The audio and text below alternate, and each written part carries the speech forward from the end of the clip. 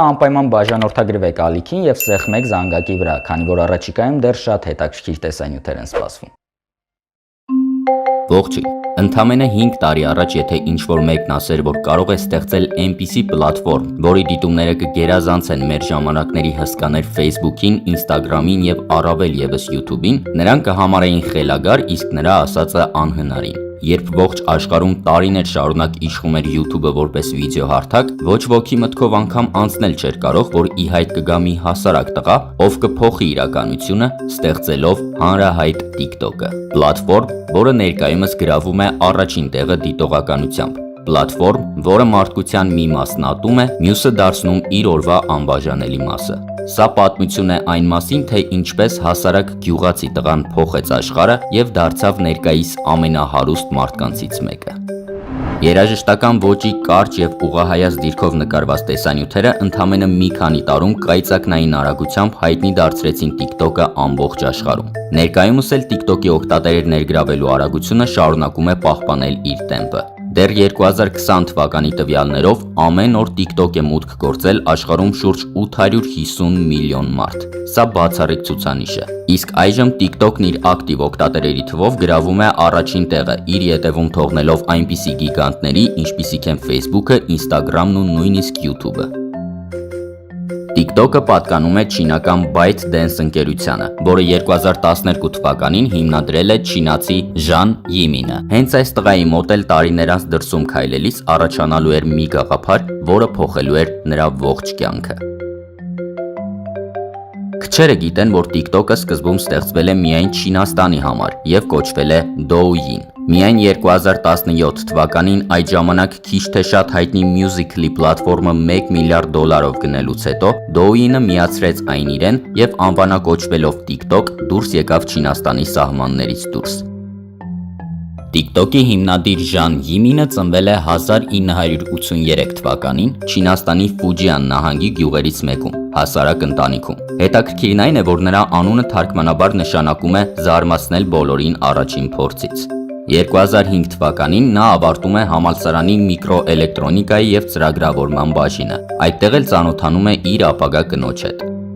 Իսկ համալսարանն ավարտելուց հետո Ժան Յիմինը ընդունվում է աշխատանքի մի ճամփորդական ընկերությունում որպես ծրագրավորող։ Նա ասում է, որ այդ ժամանակ միշտ իր հետ տնից հաց էր տանում, քանի որ գումար չուներ դրսում սնվելու համար։ Տարիներ շարունակ այստեղ աշխատելով նա գումար էր հավաքում և այդ ամենին զուգահեռ մտածում սեփական ընկերությունը ստեղծելու մասին։ Ի վերջո 2012 թվականին նա հիմնադրում է ByteDance ընկերությունը, որը ներկայումս գնահատվում է $75 միլիարդ։ Այն համարվում է ամենաթանկ մասնավոր ընկերությունն ամբողջ աշխարհում, իսկ այդ TikTok-ի ստեղծման պատմությունը շատ ավելի հետաքրքիր է։ Միգուցե TikTok-ը երբեք էլ չլիներ, եթե տեղի չունենար այսպիսի պատահականություն։ Մի օր խանութից վերադառնալիս Ժան Յիմինը նկատում է, որ այգում երկու աղջիկ ինչ-որ տեսանյութ են փորձում նկարահանել երաժշտության ներքո։ Մի հեռախոսով միացրել են երաժշտությունը, իսկ մյուսով նկարում են ու երգում այդ երգը։ Հենց այդ պահին մի փոքր մտածելուց հետո Ժան Յիմինը ինքն իրեն ասում է. «Համացանցում այս ամենի համար առանձին հարթակ չկա։ Սոցցանցերը ձանձրալի են, իսկ վիդեոհարթակները բազմաժանր»։ Հենց այս դեպքից հետո էլ Ժան Յիմինը գնաց իր ընկերություն և սկսեց TikTok-ի ստեղծման գործընթացը։ Այն ի սկզբանե հարթակ էր, որտեղ մարդիկ երգում էին, պարում կամ նմանակում։ TikTok-ի լսարանը կայծակնային արագությամբ սկսեց մեծանալ, երբ այստեղ հայտնվեցին այնպիսի համաշխարհային դեմքեր, ինչպիսիք են Սելենա Գոմեսը, Մեգան Թրեյնորը և այլոք։ TikTok-ի նոր ֆունկցիան հնարավորություն էր տալիս դուետներ անել սիրելի աստղերի հետ, և շուտով TikTok-ի օգտատերերի թիվը ընդամենը 1 տարում անցավ 100 միլիոնը։ Պլատֆորմից սկսեցին օգտվել Եվրոպայում, Ասիայում և Ամերիկայում։ Ալգորիթմն այնպես էր ստեղծված, որ TikTok-ը մարդկանց առաջարկում էր դիտել այնպիսի բաներ, որոնք համապատասխանում են իրենց նախասիրություններին, ինչի արդյունքում օգտատերերը կապվում էին պլատֆորմի հետ և սկսում հաճախ մուտք գործել այնտեղ։ 2020 թվականին Forbes-ը արդեն ներկայացրեց 20 ամենահարուստ տիկտոկերներին, որոնց շահույթը կազմում էր տարեկան 1-ից մինչև $5 միլիոն։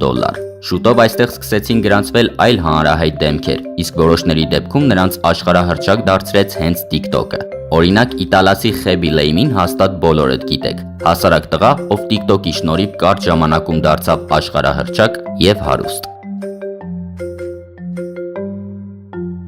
Դժվարություններ առաջացան հատկապես Ամերիկայի Միացյալ Նահանգների դեպքում։ 2019 թվականի դեկտեմբեր ամսին ԱՄՆ պետդեպարտամենտը արգելեց բոլոր զինվորականներին իրենց հեռախոսի մեջ ունենալ TikTok հավելվածը։ Պատճառն այն էր, որ TikTok-ը օգտատերերի գրանցման ժամանակ հավաքագրում էր անձնական տվյալներ։ Արդյունքում TikTok-ը ստիպված եղավ վճարել $6 միլիոն տուգանք։ Շուտով հայտարարություն տարածվեց, որ Սպիտակ տունը քննարկում է TikTok-ը ԱՄՆ-ում բացառապես արգելելու հարցը։ Նախկին նախագահ Դոնալդ Թրամփը հայտարարեց, որ դա անխուսափելի կլինի, եթե TikTok-ը չգնի Microsoft-ը կամ այլ ամերիկյան կազմակերպություն։ Եվ Microsoft-ը, եւ Twitter-ը, եւ մի շարք այլ ընկերություններ առաջարկեցին TikTok-ին վաճառելու պլատֆորմի ամերիկյան սեգմենտը։ Շուտով Ժան Յիմինը հրաժարվեց Microsoft-ի առաջարկից եւ իր պլատֆորմի ամերիկյան սեգմենտը վաճառեց ծրագրային սպասարկում ապահովող ամերիկյան Oracle ընկերությանը ուղիղ $30 միլիարդ։ Չնայած նրան, որ Oracle ընկերությունը այդ թիվը համարում էր գերագնահատված, սակայն գործարքն իրականացվեց եւ TikTok-ը դուրս եկավ ԱՄՆ-ում չգործելու ռիսկից։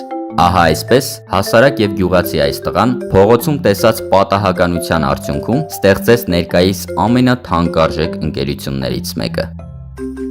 Ի վերջո, ինչու՞մն է կայանում TikTok-ի հաջողությունը։ Նախ այն, որ այստեղ դիտումներ հավաքել հնարավոր է շատ արագ եւ կարճ ժամանակում։ Մեզ հայտնի մյուս հարթակներում հիմնականում մեծ դիտումներ ունեն այն մարդիկ, ովքեր ունեն մեծ լսարան, իսկ TikTok-ում հնարավոր է այդ մեծ դիտումները ձեռք բերել տեղադրած հենց առաջին վիդեոյի շնորհիվ, առանց ունենալու նույնիսկ մեկ հետևորդ։ Իսկ ինչու է TikTok-ը արժանանում այդքան վատ մեկնաբանությունների եւ կարծիքների։ Պատճառն այն է, որ հասարակության մեծ մասը այն համարում է անմիտ, անիմաստ եւ իր լսարանին որևէ բան չտվող հարթակ։